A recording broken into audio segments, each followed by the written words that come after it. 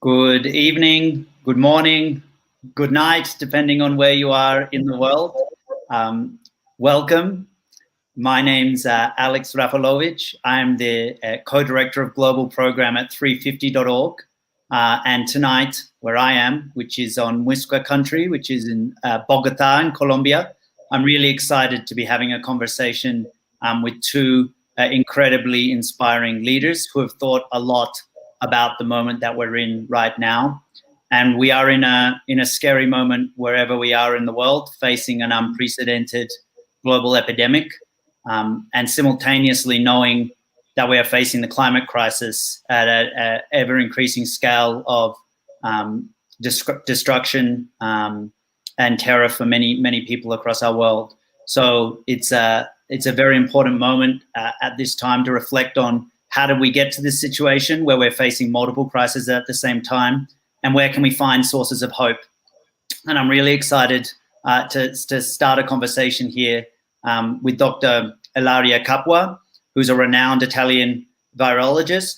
In 2006, she upended the existing paradigm in the research community by sequencing the genome of the H5N1 virus, which you might know as the avian influenza, and making it publicly accessible. The type of brave, public-focused action that at 350.org we love and admire. And she currently heads up the One Health Center of Excellence at the University of Florida, and recently published a book in English called Circular Health by the Bocconi University Press. And this book was originally published in Italian, but it was prescient of the time and the crisis that we're facing now, and so has been translated into English and will be a part of the basis of our discussion. We also have May Boeve, who is originally from Sonoma County in California, and is currently the executive director of the global climate action organization 350.org. May has organized for climate across the world and focuses on centering the intersections between climate action and climate justice and movements for change in all corners of our globe. So I'm not going to be talking very much after this, and I'm going to invite Dr. Capua to give us an introduction to your recently published book, of the many books that you have published. Mm-hmm. Thank you very much. Thank you very much to Alex and to May for being here and for hosting this digital talk. And thank you to Elastica who organized this. They have done a very, very good job, and we're 10 presentations down the road, so thank you. And it's Thanksgiving week, right? In the United States, it's Thanksgiving, so we should be thankful for being here and for being safe and healthy. So yeah, I have, as you know, I have a presentation that I am happy to share with you. And you can see my full screen. Is this correct, Alex? It is. I'm giving you a thumbs up. I might be hidden. Yes, we can see your screen. The full screen, not the partial screen.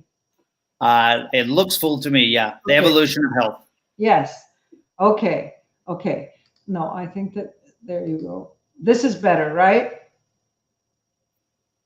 No, I think what was the first thing was the best thing. Okay, there you go then. Okay, so anyway, I will talk to you about the evolution of health, and I will try to convince you of how we have had a circular approach to health at the very start, and have now, with no data at all, and we have now instead, with very, very much data, we have a completely different approach to health that can actually change many, many things of how we see health and how we look at health in the future. So I don't think I'm still sharing my screen. Is this correct? You're not. Yeah. If you'd like to share now, so. There you go. Sorry.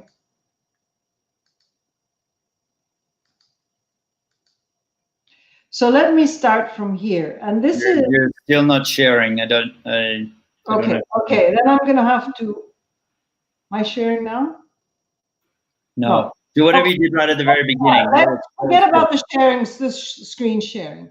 So many years ago, when the ancient philosophers started thinking about health and what health looked like, they came up with this diagram. Next slide. I think that, yes, with this diagram that represents health. If we look at this diagram, next slide, you will see that at the center of health, there are three words. And those three words are world with all its creatures, time, and man. And so already at the beginning of the development of the concept of health, it was clear that human beings, time, and the world were at the heart of health. Next. Now, how did this theory, which consisted of looking at health as one system, how did innovation allow the system to expand? It allowed the system to expand through disruption. And disruption always came from a different discipline. So one of the first disruptive innovators that we have had, or one of the ones that I talk about in this book, is Andrea Vesalius, who broke the barrier of bringing art into science. And by breaking this barrier, he made science more accessible and accessible to many, many people. And if you look at these drawings, you will see that the perspective that he brought into his drawings made a completely different image of what he was trying to represent, and therefore made it more accessible. Next slide. Another great and disruptive innovator was Antony van Leeuwenhoek, who invented the microscope. This guy used Galileo's lenses in upside down or backwards, and suddenly realized that there was a microscopic world. That microscopic world did not exist until this guy believed that world existed and used lenses to explore that world. And nobody believed him, because at the time, you could only believe in what you could see. And just think of how stupid it looks to us nowadays to think that there couldn't have been an invisible world. Of course there was an invisible world. Everything has an invisible dimension, right? But at those times, this was absolutely against the dominating theory. And this inventor of the microscope was actually, he worked he was a tailor, and he worked in a shop that had textiles.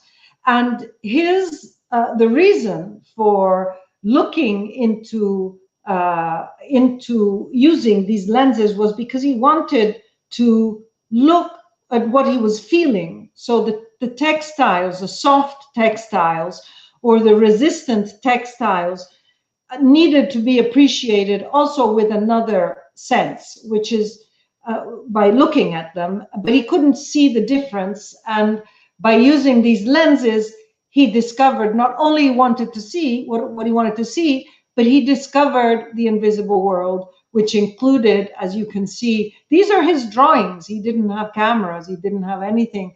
So sperm, sand, the ones with the yellow background are protozoa, the first small animals that he saw, and then of course insects. Next. The next great disruptive innovator or that I want to talk about, who broke a series of barriers into making the people of the time understand the human-animal link, is Jenner. Jenner was brave enough to take a disease of animals, an ugly, horrible disease of animals, and use it to vaccinate that little baby, which is held in the hands of the woman. And look at the cartoon below. Look at how they were making fun of Jenner, and how they were making fun of this disgusting experiment. So this was a truly disruptive innovation, which brings us today to the world of vaccines, because without that intuition, without that brave, without that, I would say, attentive and brave observation, maybe we would be in a different place. Next. Here you see even better how Jenner was ridiculed and was offended by the pictures of the comics of the time. But this makes you understand how the general public perceives at times this type of very, very brave public health measure. Next. Next. And the last disruptive innovator I will talk about, and I talk about in the book, is John Snow. John Snow was the first guy to figure out with a map. A map had never been used to understand a disease. And he pulled a map out of his bookcase, looked at the map of London, and understood that the pump, the water pump, was the connecting link of the cholera epidemic. And he wasn't believed either. And actually, I don't know if anyone has heard this story as well, that his the first paper that he wrote up around cholera and that he tried to publish was rejected because nobody believed him. And so here is another disruptive innovator who discovered waterborne diseases, and of course, nobody was ready to take that. Next. So here we are with the scheme that I showed at the start. And we go back to that drawing that has at the center the world, the time, and humans. But in periphery, it has some other words that are, for example, terra, next. And the ancients had understood that the health of people is connected to the health of earth, of soil, of the products of soil, of the products of the animals that coexist with us. The ancient philosophers had also thought that our health was interconnected with water.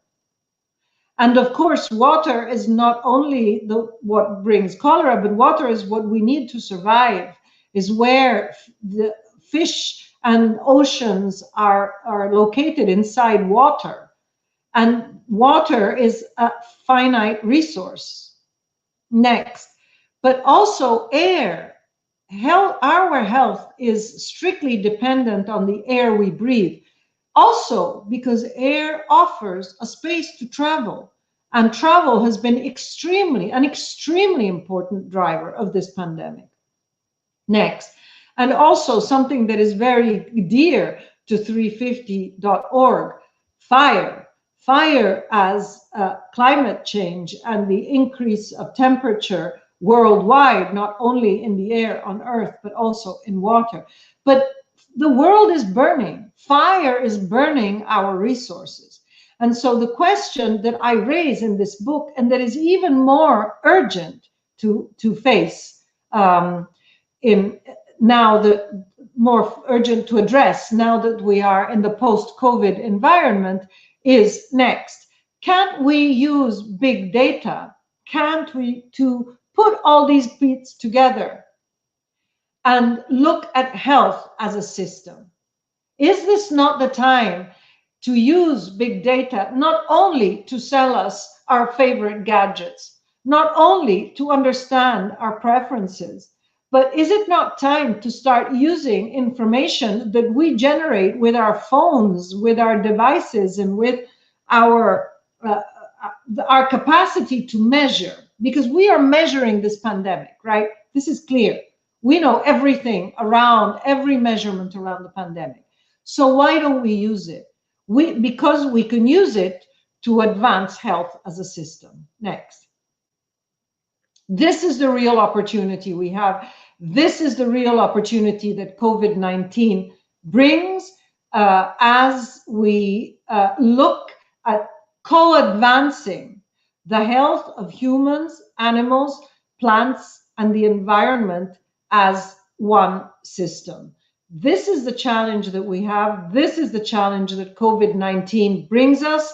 And now is the time to do it, because we are in a moment in which there are new pathways that need to be explored, and we need to be brave to push these pathways towards sustainability, because let's say a window of opportunity like now, I don't think is going to come back very easily. Thank you. Thank you so much for that run through.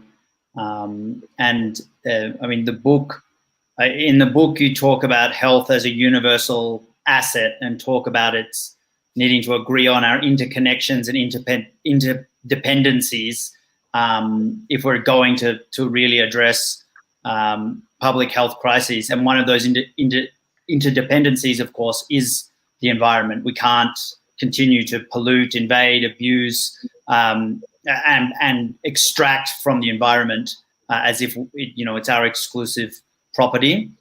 So there's one of the quotes in the book that stuck with me, and I wonder, May, if you'd like to reflect on that and think about these intersections between how we treat the environment, the health crisis, and the climate crisis. Yeah, thank you so much, Alex. And Ilaria, thank you for your inspiring work. And I'm so glad to have an opportunity to talk across the health-climate intersection. And I think one of the things that really strikes me about your work is one of the things that really drew me to climate activism in the first place, which is that by understanding the underlying causes of the climate crisis, there's actually a tremendous opportunity to build the kind of society that we actually would want to see. And as Alex was saying, the drivers of the climate crisis really are, at some fundamental level, taking too much from what has been given in terms of our planetary health, and often redistributing who has that to taking from people who don't have enough and giving it to those who already have a lot. And one of the things that we've been so struck by in the COVID pandemic is just the vast inequality in our society that it exposes. And it reminds us of what we see with climate change. As mentioned, I live in California, and we're dealing with record-breaking forest fires every year. But who really bears the brunt of the impacts of these forest fires? It's the communities who have the fewest resources to actually respond to an emergency. And when we look at the map of the pandemic, we see a similar pattern. Who are the groups that are most impacted by the disease? It is people of color, it is women, it is the elderly. So we see these trends not only in terms of the underlying drivers, but also who feels the impacts themselves. And we have been very focused since the pandemic began on this question of, is this some kind of dress rehearsal or litmus test for how humanity deals with the climate crisis? Because we've seen in the pandemic a tremendous awakening of a lot of people around the world about how one thing that happens in one place ultimately affects what happens everywhere. And even if the pandemic, struck in certain places first, it eventually impacted everyone in the world. And there was this moment, and we're still in it, where everyone was facing the same problem together. And for those of us who have been fighting climate change, we see the climate crisis the same way, that what happens in one country impacts absolutely everyone else. It doesn't matter if you're burning coal in South Africa or China or New York City, it's going to infect all of us ultimately through the impacts of climate change. So in the sense of this dress rehearsal, if the way that we as a society respond to the pandemic is in some ways better, better than we've responded to pandemics in the past, are there clues there for how we therefore address climate change? So we've been part of an effort to call for principles for a just recovery from COVID that put people's health first, that make sure the needs of the most vulnerable are dealt with immediately, but that also rebuild our economy in such a way that relies more on the types of energy sources that don't drive climate change, the kinds of politics that don't empower authoritarians. You know, what are the principles out of our recovery from COVID that are going to actually help us think about other future crises? So there are many, many connections to be made, not only between health and science and climate, but also all of those themes and the economy and how we're all impacted. I think that's part of why this pandemic has been so life-changing for so many people and so horrifying for so many people who are suffering from it. Yes, I have to say that I agree with you. This is the pandemic of inequalities and you know, everything is just coming back. So we knew that there were certain things that were just needed fixing. And I think that as a global community, the global community was ready to start talking about it, but not to start fixing it. And the COVID-19 has, I think, accelerated that urge. It has made fixing certain problems more urgent. And as you say, we have a window of opportunity, which is extremely important, because we could actually start doing things in a completely different way. We have attention from decision makers. We have decision makers and governments that are looking for ideas, because this is a unique pandemic, and it will leave behind it a completely transformed planet. And so I think that what we have to do is ensure that the just recovery, as you say, and the rebuild phase builds a more resilient society. So a society that is able to absorb and that is able to react and that does not collapse under a stress test like COVID-19, because COVID-19 has made the society, many aspects of it, just collapse.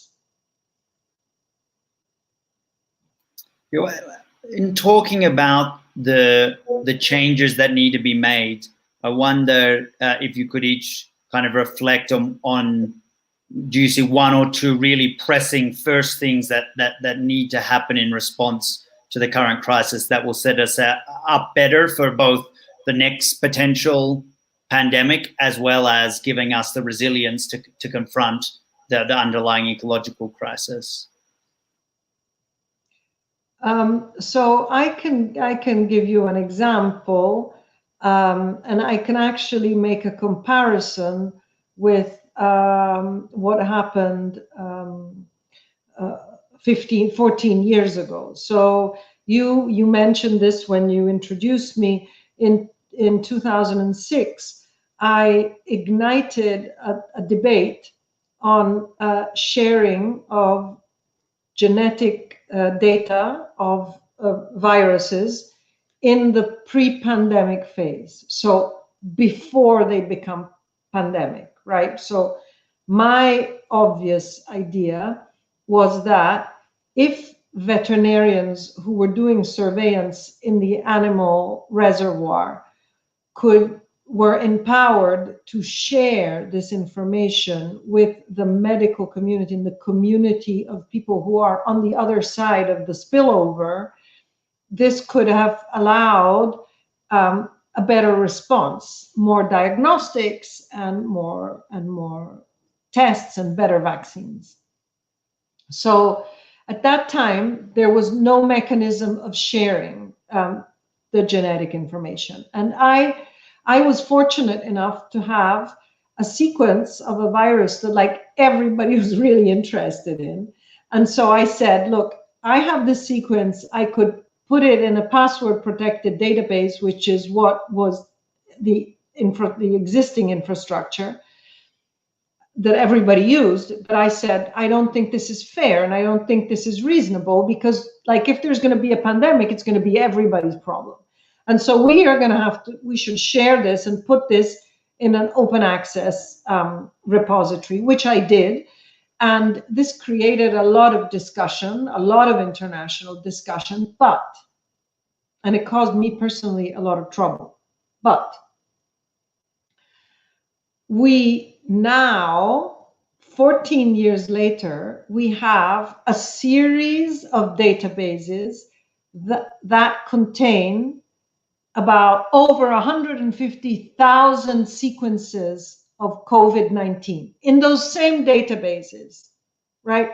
So an infrastructure which was developed 15 years ago, and they played around with it because, you know, you need to work with it, has now become the power engine of vaccines, diagnostics, right, okay? Okay, so now we have to go one step beyond, okay? We have to work on creating an infrastructure which will enable our generation, but especially generation after us, to populate that infrastructure so that Generation Z, when they will be in front of their quantum computers or whatever they'll have, they will have the information in there that they can use. And it will be information that will be curated, will be validated, will also, you know, be used in the meantime to look for, you know, whatever. And I am talking about creating a repository of data that relates to environmental variables like weather and pollen and temperature and using this data to look at major trends and using the excuse of COVID, because COVID is so everywhere. It's like you're right. I mean, it is so similar to climate change because it affects everyone, right? So you can actually do the associations with so many different things because COVID is as it has permeated so many spaces, just like.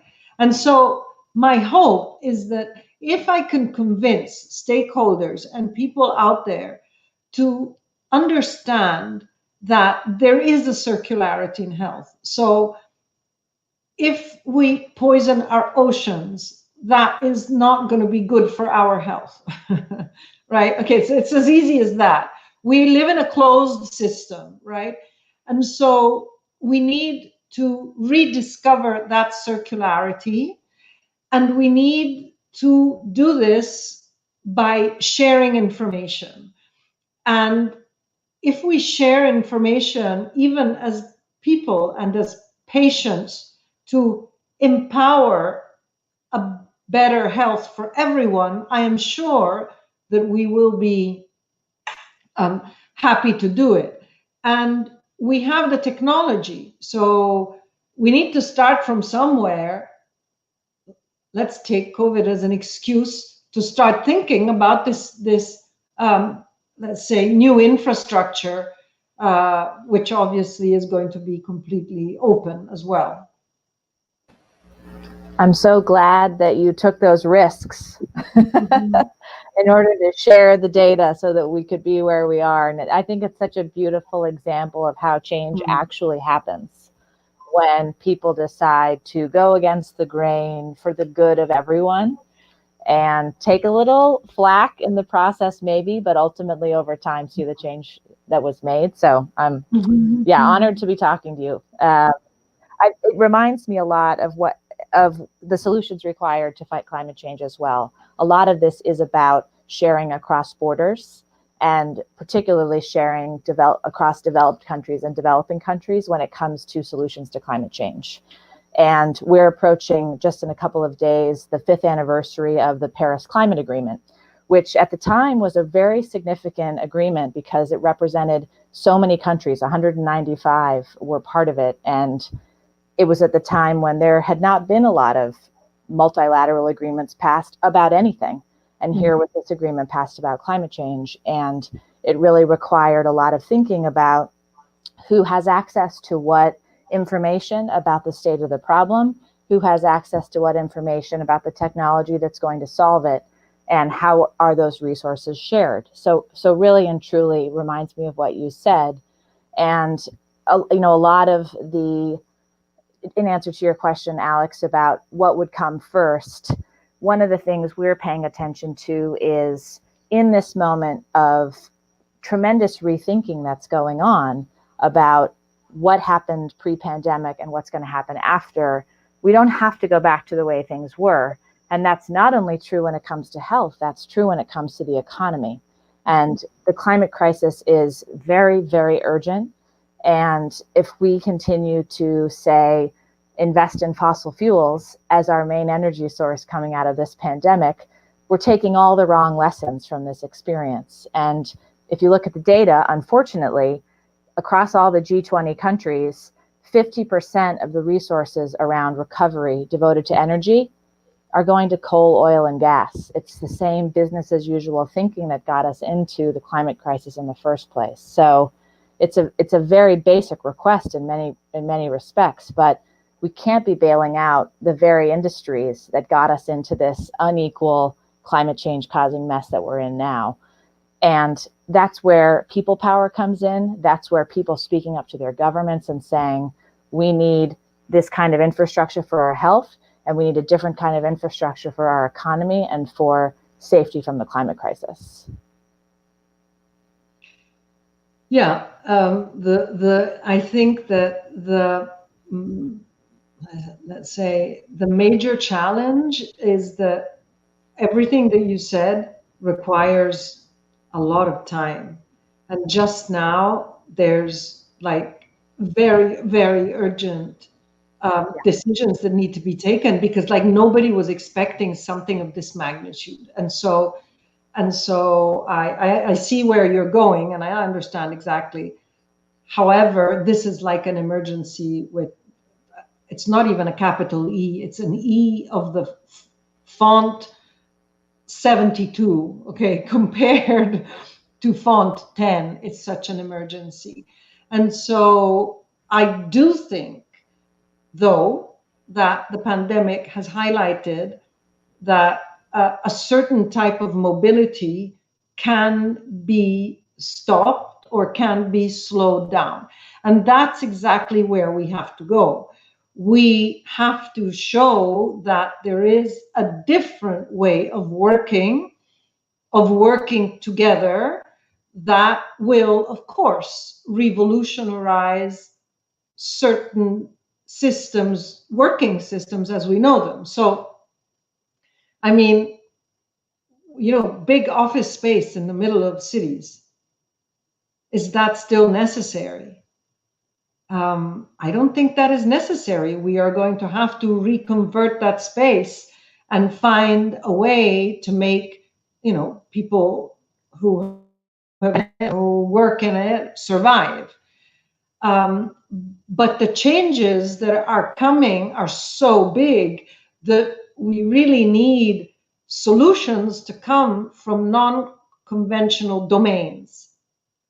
And we need to start having disruptive innovators go into those pathological loops that you describe and say, okay, why don't we do it, try and do it this other way? Because another thing that I would like to underline is that one of the things that we suffer most, I think, as our generation and the society we live in, is that the path of least resistance is so much easier. Like, it's so much easier. And so I think that now is the time to start looking at alternative pathways and abandon these easy solutions. Like, for example, I mean, one of the things that I don't care whether it's easy or not, or you know, it could be the most difficult thing in the world, but I don't think it's acceptable that we have not been able to use on a mass scale pesticides that don't kill helpful insects. I think this is a scandal. I mean, there must be a way around it. It's not possible that we still use those molecules that we know are dangerous for beneficial insects. And so certainly the fact that certain procedures, processes, and activities are well established, and we know their consequences, we know, has pushed us in this path of least resistance.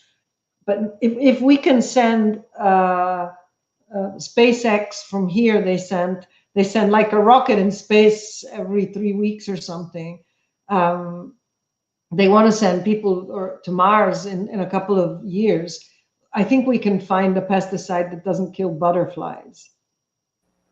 Yeah, I have no doubt about that. I think there's a lot of harmful technologies that we could eliminate the use of tomorrow if there were sufficient political will to do so. And you're absolutely right that there are cascading emergencies in this moment, and people's health and recovery and a vaccine is essential. And thank goodness that there's a little bit of good news coming out on that front in the last couple of weeks. Mm-hmm. I think what is striking is what kind of emergencies qualify to mobilize the kind of government resources that we've seen with the pandemic, and what sort of emergencies continue to be emergencies for years and years and years. And so we don't want the climate crisis, we don't want mass inequality, we want sexism and racism to be these sorts of emergencies that just go on and on, when we've seen how government, when it chooses, can mobilize resources in a flash.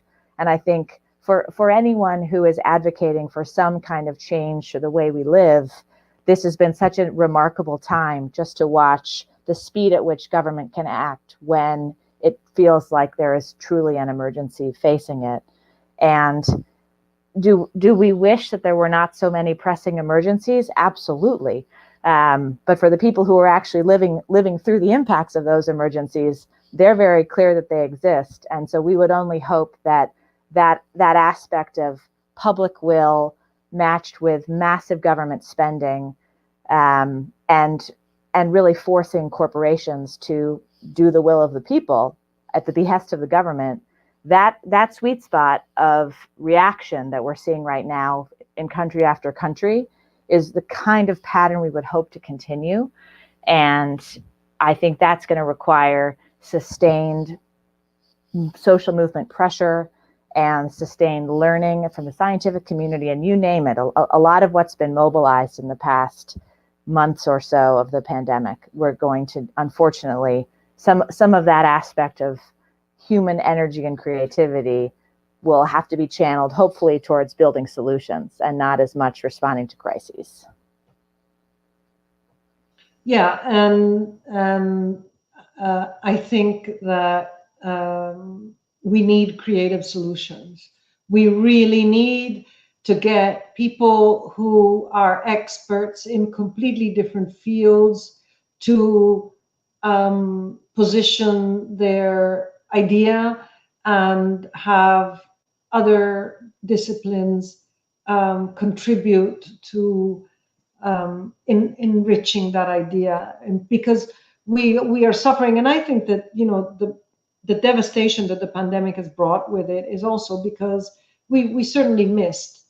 There are a few things that we missed, and we missed some big things, like we weren't prepared for a pandemic by an unknown virus. This is the truth. we thought that we were going to get a pandemic, that a pandemic would be 99% influenza, because we were prepared for influenza pandemic. And to be fair to us, the scientists, we had only had influenza pandemics, right, that we know of, right? The Spanish flu, and then all the other pandemics have been influenza pandemics. So we knew that there was these viruses coming and going from the animal reservoir, but none of them we had been able to stop them, right? But we hadn't planned for a virus that was efficient in transmitting from human to human, and that had no antibodies, and so there was no memory, and we knew nothing about it. And so I think that I'm sure that if it hadn't been only virologists speaking to each other, somebody would have said, but like, couldn't it be a virus that you don't know? And we would have said, but maybe we would have had something. So there's lots of things that I think we should learn from this pandemic. And certainly one thing that we must learn, I think there's two big take-home messages that link our two areas of expertise and into one area of convergence. The first one is that citizens have never been so careful about their health as they are now. And so this opens an enormous window of attention towards science. And citizens, as you say, can bring about change. And I think that working with citizens and through citizens to convey the message that there's only one direction that we can go in, which is the direction of sustainability. Like there's no plan B, and now we can either go back to where we were, or we can try and be somewhere else. And I think that this is one of the first convergences that I think, because through the interest in health and citizen empowerment, we can bring back, also because, this pandemic has done a lot for climate and for pollution, because there's been all of this interest around how reduced mobility has impacted the quality of air and all the rest. And so people are interested and are curious. And that is the first thing. And the second thing I think is that we need to develop some new narratives which resonate better in the post-COVID environment, because there was a world before COVID and there's a world after COVID. And priorities have changed. And I think that priorities of big companies may have changed. And there may be a much greater attention to fulfilling their ESGs, their environmental and all the rest, and societal and governmental goals. So I think that there is a window of opportunity really to empower mechanisms for change. And this, I think, needs to be done by using interdisciplinarity, even if it's a little bit disruptive, because we need a bit of disruption. Yeah, I actually wanted, perhaps as a bit of a closing question for you both, is, I see you both as disruptors in your own way, in your own fields, and in society more broadly.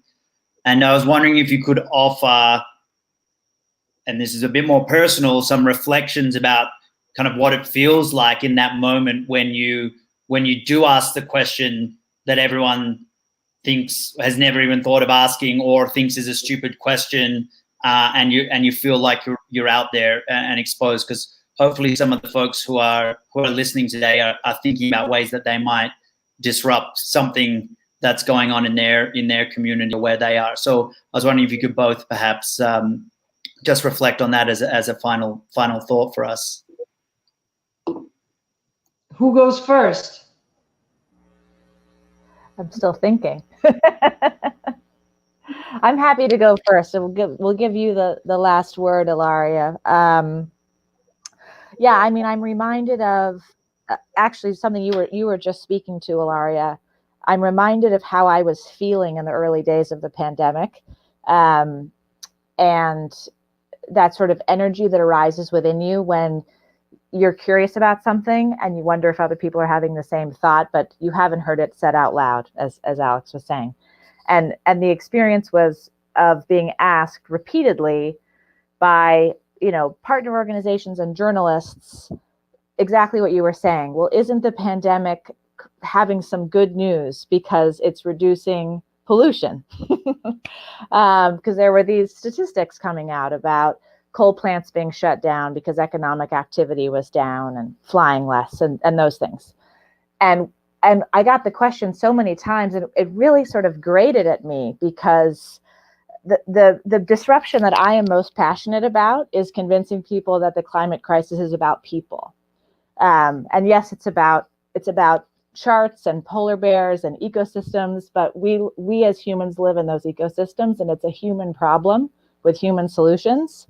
And I was very worried that this narrative would take hold, that somehow the environment was over here getting better and people over here were getting sick and dying from COVID. And how could those two realities coexist? And so I was feeling very animated in this experience and thinking, we have to say something about this. We have to actually push against this notion that you can, on the one hand, have a global health crisis affecting people, and that can somehow be good for the environment. And so that's what really, that was the seed that planted the work at 350.org that we ended up doing on a just recovery, is really thinking about how can we tell a different story about how the pandemic relates to climate change and people and the economy and rebuilding. And it's been a really interesting journey. But, to answer the question, I was a little nervous to put these ideas to other people, because I thought, is this going against a dominant view that's going to be dismissed? Am I going to feel silly for having this idea? Or will others be interested in it and want to do something together? And so for people who are watching this, who are thinking about in their own lives, a place where they feel disruption may be necessary, and are they the person to bring it about? That's a simple question, because the answer is yes. And very often what is needed is one person listening to their gut and listening to that little voice inside saying, maybe you should say something about this. Maybe you have something to share that has not been offered and that would move us all collectively forward. And if all of us listened to that urge and that voice, and found ways to join our voices with other people, we would see a lot of different transformative change in the world. So yeah, that's how I think about how an individual can be disruptive. Well, I think that I am disruptive in nature, in that I nearly have like a mental loop that when I hear something, I immediately project it like in a mirror and see if it makes sense from another perspective. And now, as you see, I'm part of the aging population, as you see from my wrinkles. This has become very, very automatic. And so I live in a sort of dimension in which disruption is part of my thinking process. And it's actually fun. What is important is that you are aware that you can be disruptive, and you can be politely disruptive, which is very difficult, but is a skill, and is actually what I think brings the best results for everyone. And so, especially in a moment of uncertainty like the one we are experiencing, being politely disruptive and trying to see, like, when you feed seeds to birds, they say this bird, this like redbirds, cardinals here, they like whatever. And you try and feed other seeds and see what happens. And so now is the time that many seeds can be planted and that can be taken up, and just they have to be seeds, not watermelons.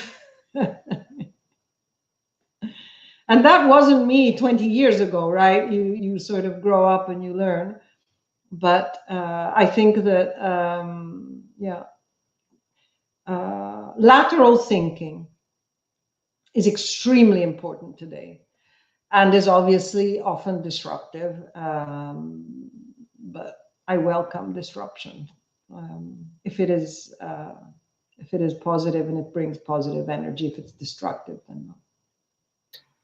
Thank you both for sharing that. I think ending on the idea of planting seeds is a lovely one in this time, to think of and hope for rebirth and growth. So thank you to Elastica for hosting these talks. Thank you to Ilaria and May for your time and reflections and energy and disruptions. Do check out their Circular Health book, which is now out in English by Bocconi University Press. And if you want to know more about 350's Just Recovery campaign, you can also check out our website, which is justrecovery.org, JUST recovery.org. Thank you all, and good evening, good day, good night. Thank you very much. Thank you. And thank you to Giovanni and Margherita, who are not here. Thank you. Thank you. Take care, everyone.